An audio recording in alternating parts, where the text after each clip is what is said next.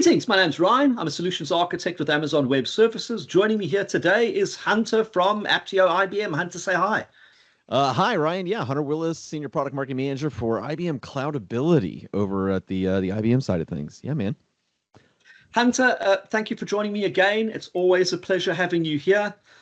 Today, I want to explore a little bit of a pet peeve. I have a lot of customers who are chasing saving some money, and they gravitate towards things that are flexible, but in so doing, they very often leave a little bit of the savings they could attain on the table. So I'd like to explore, what do we have in Apptio's Cloudability that can help customers firstly identify where can they save the money, and then what recommendations can Cloudability actually make to teams to help them make informed decisions around what are the different commitments and contracts they can tap into? Yeah, for sure. So we have a lot of different reporting capabilities as well as recommendation capabilities when it comes both to like optimizations, like t-shirt right sizing, we would call it, as well as commitment recommendations, right? So things like RI savings plans when it comes from AWS. I think that one of the most important things for the customers that we talk with is that it can be, all of this can be very intimidating, right? When we're looking at the cloud, even for customers that may have, some teams that are really experienced with these things and kind of know what they're doing for segments of cloud spend. It can be really difficult to see the bigger picture and also kind of make sense of what can be done for broader sets of resources, right? And so we always recommend that when customers are looking at commitments, that they at least get started with things, because if you're only committing, 10% of your spend, it's very unlikely that that money is going to go to waste. And we have other customers where once we work with them for a little while, or they may have a really mature program, with the capabilities that we have inside of Cloudability for commitment recommendations and planning, they're able to actually kind of almost go over in some areas with their commitment recommendations and, spend more than they would have thought they could, or go beyond go spending in their commitment recommendations to a place where some money is wasted, right? So they're actually overspending on commitments, but that overspend is averaged out to allow them to gain more than if they had been more conservative, right? And underspent too much on commitments, if that makes sense. Excellent. Let me bring a little bit of customer panic and fear into the conversation here. So yeah. I work with a lot of customers who are migrating from other environments into AWS. They usually are very new to the cloud. And this doesn't necessarily have to be a customer. It could be an individual team within an existing AWS customer. That team could be completely net new. And they don't know how to compare and estimate things. And the average interaction I see is, I don't want to go into a contract right now because I want to go through a right sizing exercise. I don't know if I've over provisioned. I don't know if I need to scale up. And there's this perception that a commitment could lock me into a situation where I don't have that flexibility of change. So the natural pattern I see is maybe lift and shift workloads into the cloud, run it for a while, get that right sizing done. Most customers I work with tend to try and do this in the first 3 months. There's a lot of utilization of AWS services like CloudWatch and the telemetry from the AWS services to see, what does my performance look like? What does my utilization look like? And then after about 3 months, that they've got a good sense of, is this the right size for me? That they can scale it up, they can scale it down. And only once that's done, do they then go into a contract type mentality, whether that's a savings plan or a reserved instance or some sort of other agreement that the customer can make with AWS as well as other vendors. Is there any way to shift that exploration of right sizing as well as contracts that could be taken advantage of to earlier, and I mean even before they're on the cloud. Well, Is there a way that they can look at their existing workload in, say, an on-premises context and gain inferences from that that would be meaningful here? well, so I wouldn't be able to speak to that specifically, but I can tell you one of the things that we do is pull data in directly from AWS CloudWatch for Cloudability, for instance, and then based on that utilization information, what I was referring to before is that customers can actually, both from the utilization standpoint for their existing resources, as well as on the commitment side of things, we can look at their cloud footprint and say, okay, here's some recommendations for how much we think you could safely spend, for instance, on a 1 year or like 3 year recommendation for your commitment spend for a savings plan based on your cloud footprint. Or also on the optimization side, if they want to optimize before they commit to those contract vehicles, they could get tailored suggestions, right, for the optimization of resources. So basically showing resources that are underutilized, okay, and then providing multiple different options for them with the savings surfaced within those options and showing the data behind why that recommendation was made. And something that's really important to know is that we've been doing this for a really long time. So we have a really advanced machine learning database and algorithms that have been tailored, right? So it's not just like an out of the box thing that we're doing. We're really looking at your data as a customer and the way that you're utilizing your resources and pulling up tailored and very customized recommendations. And again, multiple of them for your organization. Now, okay, so what I'm hearing is there's three layers here. Firstly, it's not just cost focused. It's looking at the performance. It's looking at the utilization, and the recommendations are based on that and historic trends. And I think that's incredibly powerful. The second part of it is the fact that you're not just saying downsize this or upsize that, but you're also providing a contract recommendation. The customer's getting what they would normally do in a linear fashion. They're getting those two steps at the same time, which I think is fantastic for shrinking the time to savings, because you can explore your right sizing and in parallel explore those contracts. Do you feel that AWS's contract options or commitment options are too complicated? And why I asked that question is we've got savings plans, we've got reserved instances, we've got incentive programs that come from customers signing things like enterprise discounts. Yes, they all stack on top of each other and gain an aggregate benefit, but are customers coming to you with commentary like, this is just way too much, this is overloading, and is Cloudability helping them navigate that? I would say yes on both fronts, but I don't want to say that it's like, it's another way to say this is that it's really good that there's all these different ways to be able to save. But again, all these options are overwhelming. It's kind of like going into a grocery store and you got all these different ways to purchase things. And so I think that one of the things that we wouldn't recommend, again, is for customers to spend too much time trying to, nitpick and dive into all these things, because nobody's got that amount of time, right? And the other thing is that they are limited oftentimes on what they can actually do or execute on when it comes to the way that their organizations operate. And so that's, I think, from AWS's perspective, that's one of the reasons that they're kind of leaning towards savings plans to kind of simplify this as a savings bucket, right?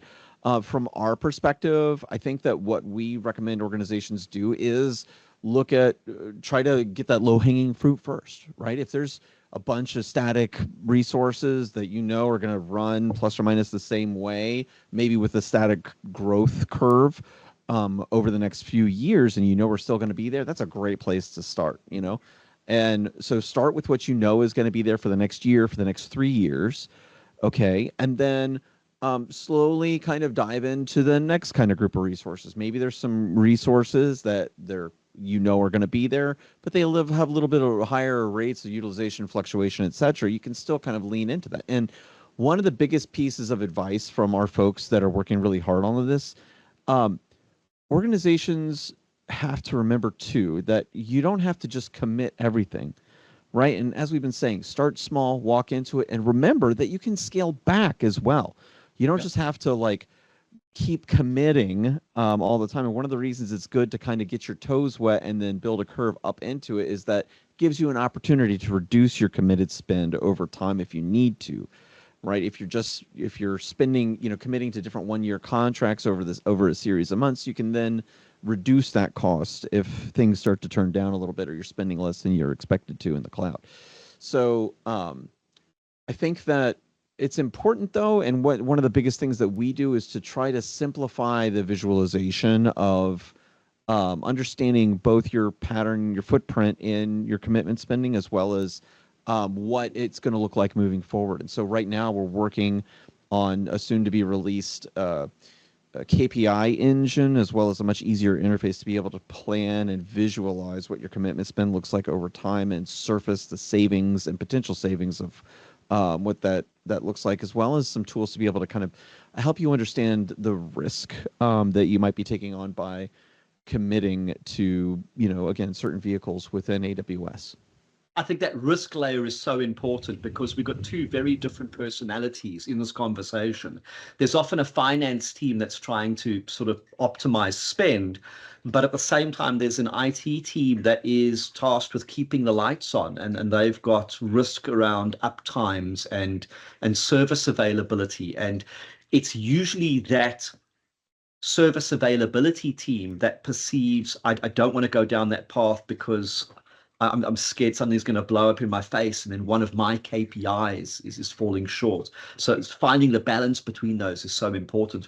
Something that you mentioned previously that stuck out for me was too many customers look at their workload and treat their workload as a blanket statement. It doesn't work that way. There are absolutely things that are going to fluctuate, scale up and down. You look at front-end web services as an example there. If you look at application platforms, whether this is something like, a Kubernetes environment like OpenShift or something like VMware Tanzu, those are typically larger footprint architectures. They'll scale, but they tend to follow the approach more of, I'm going to build something that's got a little bit of room for people to grow in and out of. So it's got a different way of approaching that from a right sizing perspective and a commitment perspective. Those workloads are not going to fluctuate as much. And I feel that is where customers could be maximizing things like reserved instances, an example, where it's not going to fluctuate all the time. It's not going to change dramatically. You can take the risk on a higher commitment and maximize that spend.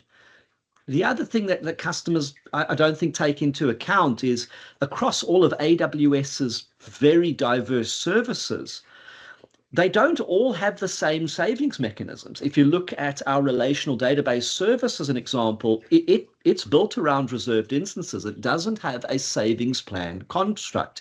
So there you're definitely going to go into a RI. It's just a question of, are you going to maximize that by going a 1 year or a 3 year?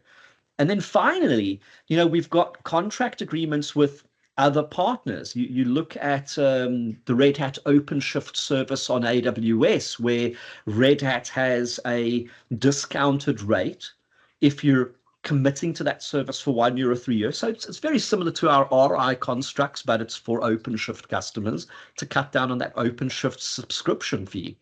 Likewise, if you look at other providers like IBM, there's several product incentives there where customers can go into a commitment approach and cut down on licensing costs for their products.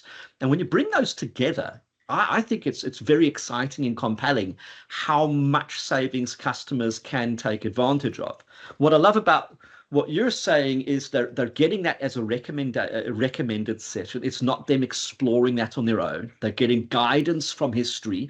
They're getting recommendations based on their actual workloads, and it's accelerating that time to decision.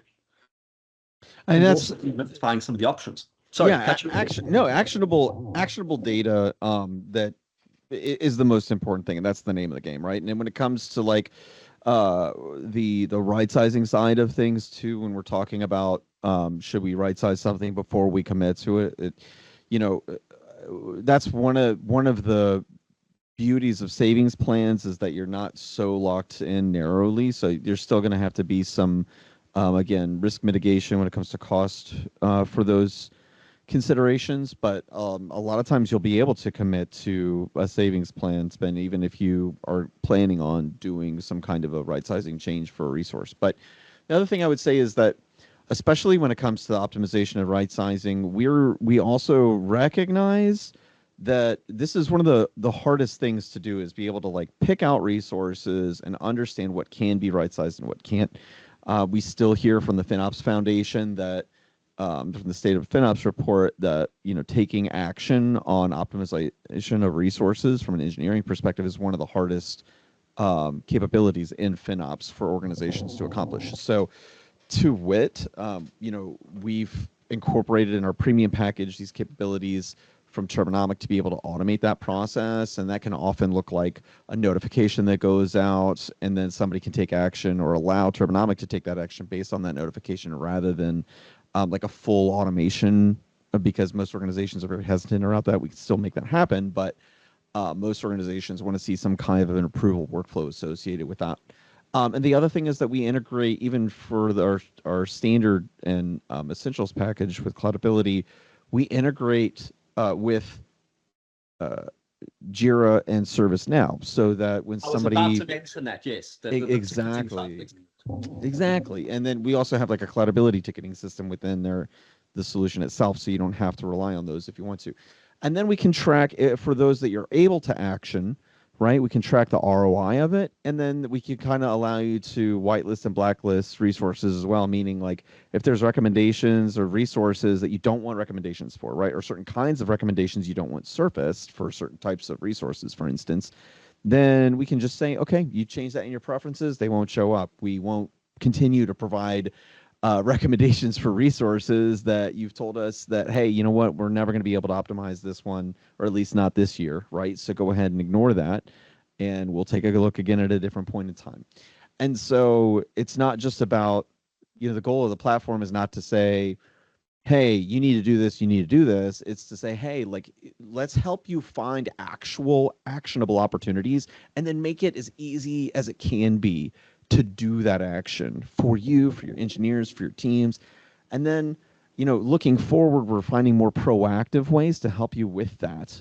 So we have a governance solution that's going to be coming down the pipe, where organizations can integrate their policies into like Terraform and GitHub workflows, so that they can, you know, engineers can kind of see if what they're building is within budget, policy guidelines, and, you know, tagging guidelines, for instance, before they provision it.